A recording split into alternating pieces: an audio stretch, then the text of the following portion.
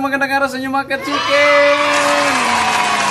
Okay, ayan na. Kumusta po kayo dyan mga ka-chicken? Ano? Sana okay lang po kayo dyan mga ka-chicken.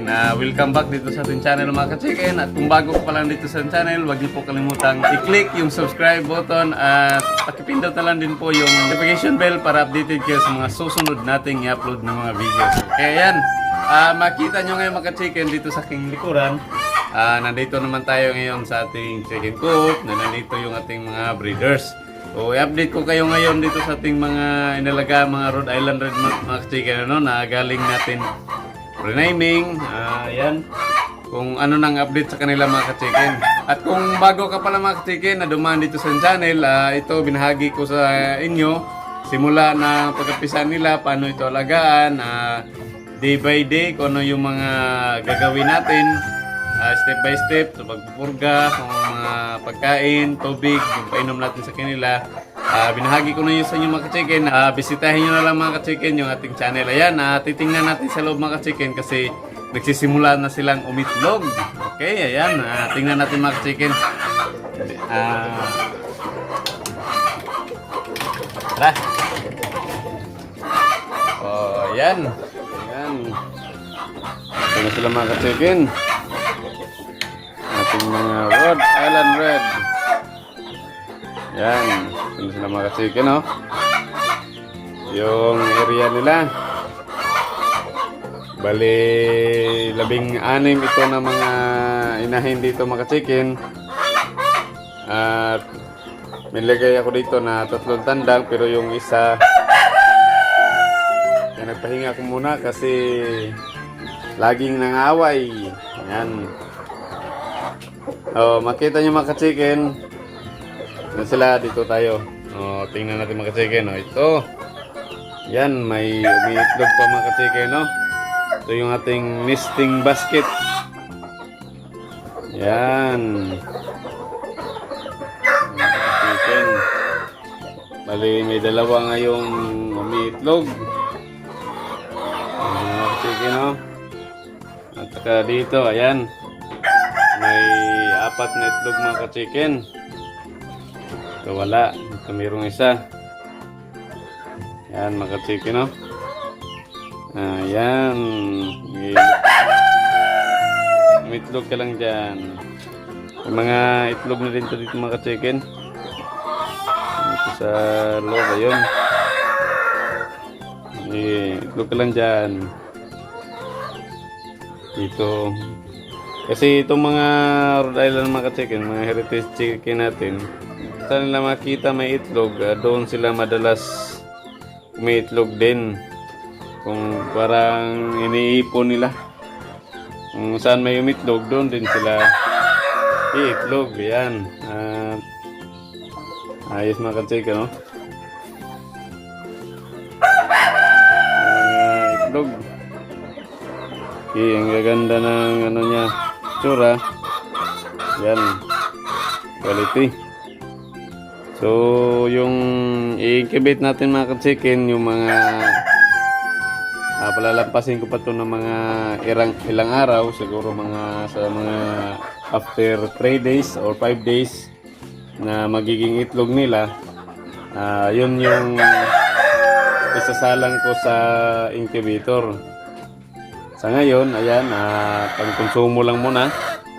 Para kasi mga ka-chicken, yung explanation ko dyan para sa aking experience, yung mga bago nilang itlog, karamihan dyan mga ka-chicken ay hindi masyadong fertile o maraming hindi pa fertile. Pero mga susunod na araw mga ka-chicken, yan, makasigurado na tayo na mga fertile na yan, maganda na yung ano niya.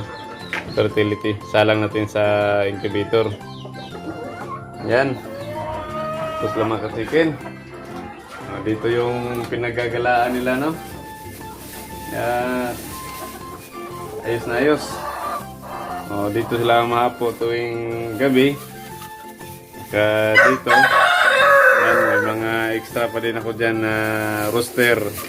Minsan sinasalang ko rin dito para maganda talaga, no? Ayan mga ka-chicken, kung napapansin nyo, yung pinapainom ko dito sa kanila ay binibigyan ko sila ng breeder aid. Yan, pampaganda to sa pag-itlog nila. Ano daw mga ka-chicken, pampagandang mangitlog sa mga inahin.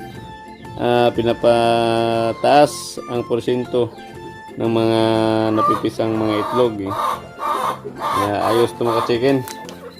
Ang tatak excellence. Yan. Pwede.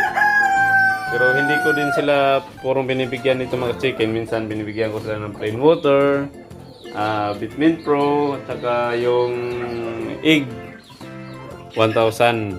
Yan. Ito sila mga chicken. Mga roaster natin, oh. Gwapong gwapo. Yan. Sige, mitlog lang kayo ng mitlog. Yan. Yan, may itlog na naman na isa. Ayos na ayos mga ka-chicken. Yan, ito sila. Yung pagpapakain ko dito mga ka-chicken, hindi na ako pumapasok, doon ako sa labas nagbibigay. Yung kagandahan niya mga ka-chicken sa ganyang setup sa kanilang pakainan ay hindi narurumihan, hindi nila nakakaskas, at hindi nasasayang yung ating mga binibigay na pagkain sa kanila. Kaya ayos na ayos mga ka-chicken. Ganyang style.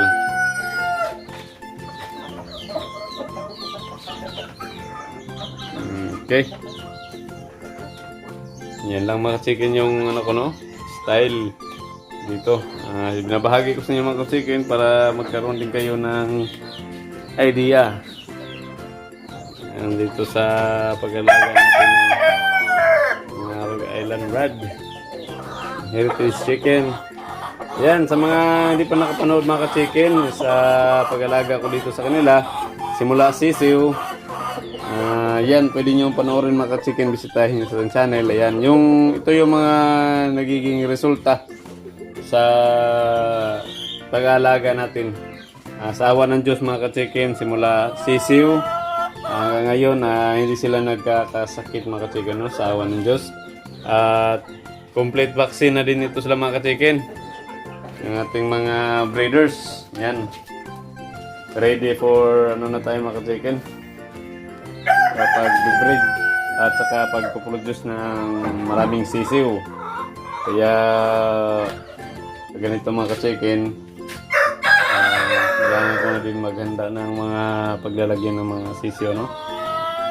Para sa magiging ano nila na produce. Sa awa ng Diyos na mabigyan tayo ng marami pa maalaga natin. Yan.